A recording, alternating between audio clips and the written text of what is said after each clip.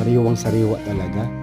The best po itong gawin na ensalada. Ibuntog lang po natin dito sa tubig na kumukulo.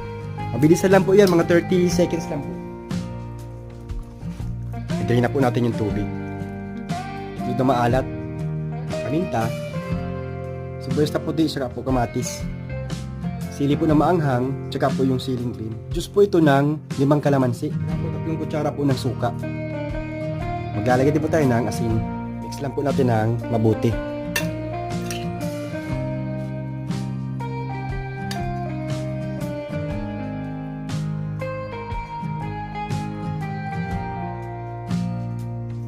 Ito na po yung aking ensiladang bako. Ano po natin?